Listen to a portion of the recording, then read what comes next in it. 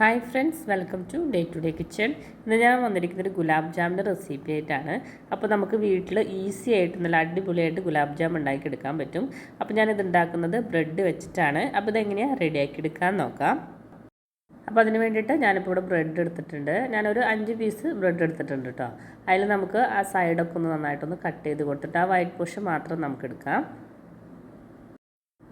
സൈഡൊക്കെ കട്ട് ചെയ്തെടുത്തിട്ടുണ്ട്. ഇനി നമുക്ക് ഇതൊന്ന് ചെറുതായിട്ടൊന്ന് കട്ട് ചെയ്ത് കൊടുക്കാം. അത് നമുക്ക് മിക്സിയുടെ ജാറിലിട്ടിട്ടൊന്ന് പൊടിച്ചെടുക്കാനാണ്. അപ്പോൾ ഞാൻ ഇതുപോലെ പൊടിച്ചെടുത്തിട്ടുണ്ട്. ഇനി ബാക്കിയുള്ള പീസും അതുപോലെ തന്നെ നമുക്ക് പൊടിച്ചെടുക്കാം. അപ്പോൾ പൊടിച്ചെടുത്തത് ഞാനിപ്പോൾ ഒരു ബൗളിലേക്ക് ഇട്ട് കൊടുത്തിട്ടുണ്ട്. ഇനി നമുക്കതൊരു ഡോ പോലെ ആക്കിയെടുക്കണം. അതിന് വേണ്ടിയിട്ട് ഞാനിപ്പോൾ ഇവിടെ പാൽ യൂസ് ചെയ്തിട്ട് അതൊന്ന് കുഴച്ചെടുക്കുന്നുണ്ട്.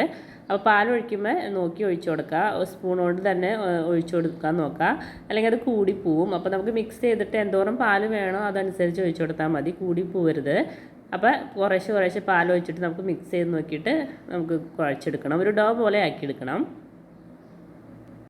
അപ്പോൾ നമ്മുടെ കൈ കൊണ്ട് തന്നെ നന്നായിട്ട് പ്രസ് ചെയ്തിട്ട് ഇതുപോലെ നന്നായിട്ടൊന്ന് മിക്സ് ചെയ്തിട്ട് ഡോ പോലെ ആക്കിയെടുക്കാം. അപ്പോൾ ഇതിപ്പോൾ കറക്റ്റ് പരുവത്തിൽ കിട്ടിയിട്ടുണ്ട്. അധികം വെള്ളമൊന്നും കൂടാണ്ട് കറക്റ്റ് നമ്മൾ ബോളാക്കുമ്പോൾ കറക്റ്റ് ബോളായിട്ട് നമുക്ക് കിട്ടണം. ആ ഒരു പരുവത്തിൽ നമുക്ക് കിട്ടിയിട്ടുണ്ട്. ഇതുപോലെ റെഡിയാക്കിയെടുക്കുക. ഇനി നമ്മുടെ കയ്യിൽ കുറച്ച് ഓയിലൊന്ന് സ്പ്രെഡ് ചെയ്ത് കൊടുക്കുക. അതിനുശേഷം അതിൽ നിന്ന് കുറേശ്ശെ എടുത്തിട്ട് നമുക്ക് ചെറിയ ചെറിയ ബോളുകളാക്കിയിട്ട്, നിങ്ങൾക്ക് എന്തോരം വലുപ്പത്തിലുള്ള ഗുലാബ് ജാം വേണോ അതനുസരിച്ച് ബോളുകളാക്കിയിട്ട് നമുക്കത് ഓരോ ബോളായിട്ട് റെഡിയാക്കിയെടുക്കാം. വളരെ ഈസി ആയിട്ട് ഉണ്ടാക്കിയെടുക്കാൻ പറ്റിയൊരു ഗുലാബ് ജാം ആണ് കേട്ടോ. അപ്പോൾ ട്രൈ ചെയ്യാത്തവർ തീർച്ചയായിട്ടും ഒന്ന് ട്രൈ ചെയ്ത് നോക്കിക്കോളൂ. അപ്പോൾ എല്ലാ ബോളും ഞാൻ റെഡിയാക്കി എടുത്തിട്ടുണ്ട്. ഞാൻ 5 പീസ് ബ്രെഡാണ് എടുത്തിരുന്നത്. അതിൽ നിന്ന് 8 ബോൾസ് ആക്കി എടുത്തിട്ടുണ്ട് കേട്ടോ. ഇനി നമുക്ക് ഷുഗർ സിറപ്പ് ഒന്ന് റെഡിയാക്കി എടുക്കാം.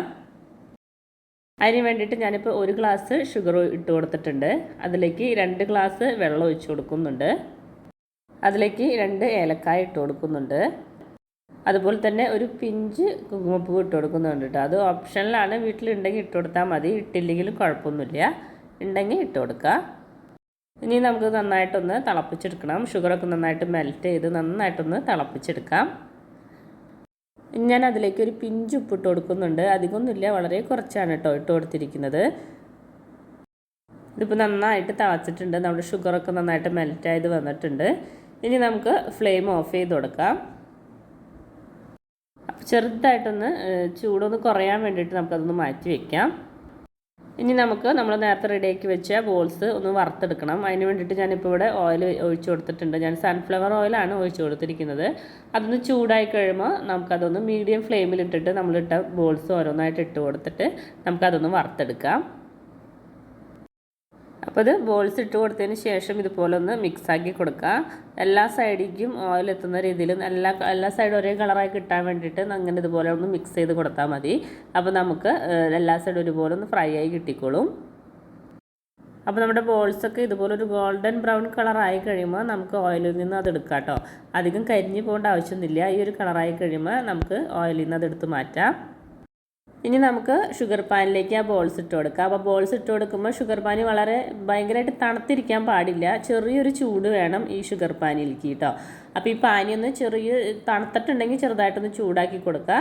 അതിനുശേഷം നമ്മൾ ഈ ഫ്രൈ ചെയ്ത ബോൾസ് അതിലേക്ക് ഇട്ട് കൊടുക്കുക. ഇനി അത് ഇട്ട് കൊടുത്തിട്ട് ഒരു അരമണിക്കൂറെങ്കിലും നമുക്കൊന്ന് വെയിറ്റ് ചെയ്യണം. അതിൻ്റെ ചൂടൊക്കെ മാറി അതുപോലെ തന്നെ ആ ബോളിലേക്ക് ആ ഷുഗറൊക്കെ നന്നായിട്ടൊന്ന് സോക്ക് ചെയ്ത് കിട്ടണം. അതിന് വേണ്ടിയിട്ട് ഒരു അരമണിക്കൂർ മാറ്റി വയ്ക്കാം. അപ്പോൾ നമ്മുടെ ഗുലാബ് ജാം നല്ല ചൂടൊക്കെ ആറിയിട്ടുണ്ട്. ആ ഷുഗറൊക്കെ നമ്മുടെ ബോളിലേക്ക് പിടിച്ചിട്ടുണ്ട് കേട്ടോ. നല്ല സോഫ്റ്റായിട്ടിരിക്കുന്നുണ്ട് ബോൾസൊക്കെ. ഇനി നമുക്ക് വേണമെങ്കിൽ പിസ്തയോ ബദാമോ ചെറുതായിട്ട് പീസുകളായി കട്ട് ചെയ്തിട്ട് അത് അതിൻ്റെ മേലെ വെച്ച് കൊടുക്കാം. ഞാനിപ്പോൾ ബദാം എല്ലാത്തിൻ്റെയും മേലും കുറേശ്ശെ വെച്ച് കൊടുക്കുന്നുണ്ട്.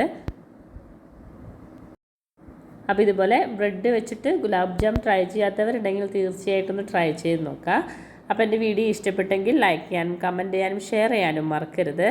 ആദ്യമായിട്ട് കാണുന്നവരുണ്ടെങ്കിൽ സബ്സ്ക്രൈബ് ചെയ്ത് സപ്പോർട്ട് ചെയ്യാനും മറക്കരുത്. താങ്ക്